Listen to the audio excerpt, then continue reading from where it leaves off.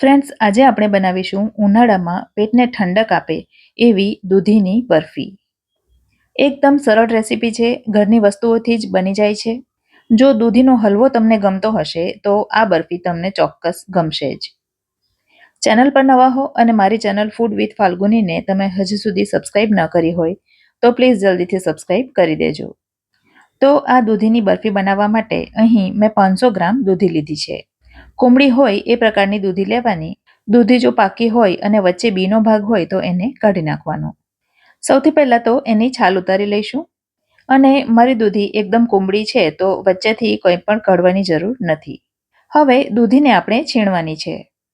તો છીણવા માટે જે સૌથી મોટા કાણાવાળી છીણી હોય એનાથી દૂધીને છીણી લેવાની.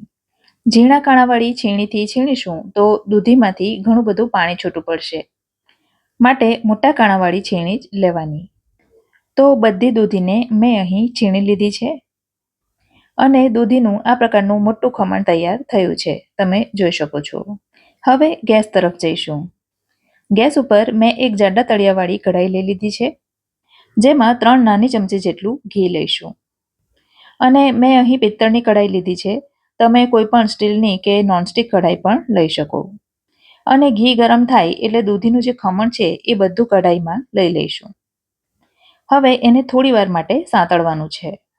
ગેસની આંચ મીડિયમ તરફ રાખવાની અને લગભગ 5 મિનિટ સુધી આ ખમણને સાંતળીશું. 5 મિનિટ પછી તમે જોઈ શકો છો દૂધી થોડી નરમ થઈ છે અને થોડી થોડી ડ્રાય પણ થઈ ગઈ છે. એટલે કે એમાંનો પાણીનો ભાગ ઘણો બધો ઉડી ગયો છે. તો આ સમયે ગેસની આંચ ધીમી કરી એમાં 1 કપ ભરીને દૂધ ઉમેરીશું.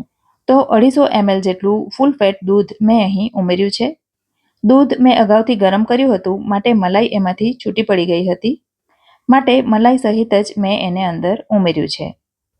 હવે ફરી પાછું દૂધમાંનું પાણી ઉડે ત્યાં સુધી આપણે એને ચલાવવાનું છે. અત્યારે એ એકદમ લિક્વિડી છે તો સતત એને ચલાવવાની જરૂર નથી. થોડી વારે એને હલાવી લેવાનું.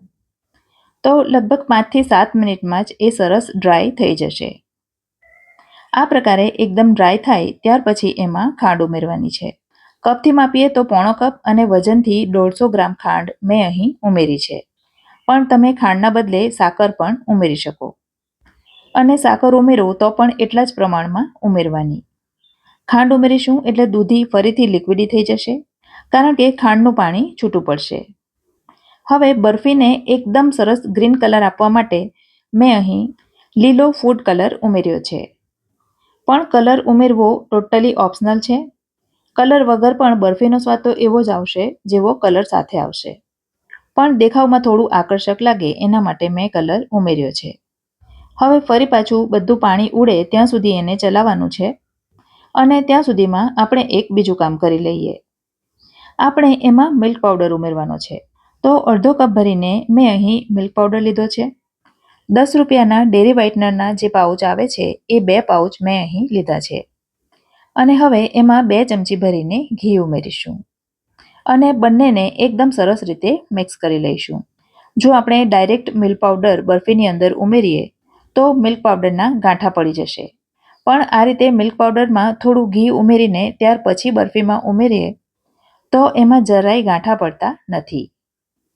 એકદમ સરસ રીતે મિક્સ થાય એના માટે હું હાથથી મસળી રહી છું.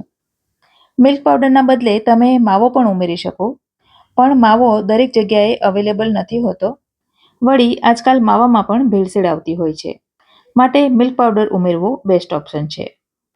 આ તરફ દૂધીમાં અડધી ચમચી જેટલો ઇલાયચીનો પાવડર ઉમેરીશું, જેનાથી સ્વાદ અને સુગંધ બંને સરસ આવશે. 5 મિનિટ થઈ છે અને એમાં જે ખાંડનું પાણી થયું હતું એ સારું એવું ઉડી ગયું છે. તો તૈયાર કરેલો મિલ્ક પાવડર એમાં ઉમેરી દઈશું. બધું મિલ્ક પાવડર એકસાથે જ ઉમેરી દઈશું અને બધું એકદમ સરસ રીતે મિક્સ કરી લઈશું. આપણે બરફી બનાવવાના છીએ તો હજી એને વધારે ડ્રાય કરવો પડશે. તો મિલ્ક પાવડર બધો બરાબર મિક્સ થઈ ગયા પછી પણ થોડી વાર માટે આપણે એને ચલાવીશું.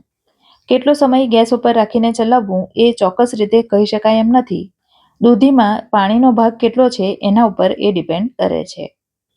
5 મિનિટ ચલાવ્યા પછી હવે તમે જોઈ શકો છો બરફી સારી એવી ડ્રાય થઈ ગઈ છે. તો હવે ગેસને કરી દઈશું બંધ અને એને એક બીજા ખુલ્લા વાસણમાં રાખી દઈશું, કારણ કે આપણે એને એકદમ ઠંડુ કરવાનું છે. જો તમારે એને હલવા તરીકે ખાવું હોય તો આની અંદર ડ્રાયફ્રૂટ ઉમેરીને ખાઈ શકો. વળી તમારે એને ડાયરેક્ટ ટ્રેમાં ઠરવા માટે મૂકવું હોય તોય મૂકી શકો, પણ એવું કરીશું તો બરફી તૈયાર થતાં થોડી વાર લાગશે. તો અડધા કલાક પછી તમે જુઓ તો એ એકદમ ઠંડુ થઈ ગયું છે. હવે બરફીને ઠરવા માટે અહીં મેં આ પ્રકારની એલ્યુમિનિયમની ટ્રે લીધી છે, પણ તમે એને થાળીમાં પણ ઠારી શકો.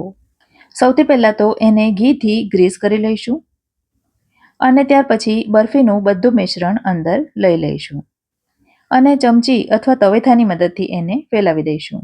જેટલી થિકનેસની બરફી તમારે જોઈતી હોય એ પ્રમાણે એને ફેલાવવાનું. આ પ્રમાણે એકદમ સરસ ફેલાઈ જાય ત્યાર પછી ઉપરની સરફેસ એકદમ લીસી કરી દેવાની અને ત્યાર પછી બદામની કાતરીથી એને ગાર્નિશ કરી દઈશું. હવે જો તમને ઉતાવળ હોય તો એને ફ્રીજમાં મૂકી દેવાની, નહીં તો બહાર જ એને 2 થી 3 કલાક માટે મૂકી દો તો એ સરસ સેટ થઈ જશે અને બરાબર સેટ થઈ જાય ત્યાર પછી તમને ગમતી સાઇઝના એના ટુકડા કરી લેવાના. અત્યારે ઉનાળો છે તો તમે એને ફ્રીજમાં રાખો તો જ એ સરસ સેટ થશે. હવે જો તમે દૂધીનો હલવો ખાઈને કંટાળ્યા હો તો એકવાર આ રીતે દૂધીની બરફી ટ્રાય કરજો. ઘરના બધાને ખૂબ જ ગમશે. રેસિપી ગમી હોય તો વિડીયોને લાઇક કરજો અને તમારા સર્કલમાં શેર કરજો. ફરી મળીશું આવી જ એક નવી રેસિપી સાથે. ત્યાં સુધી મને રજા આપો. આવજો.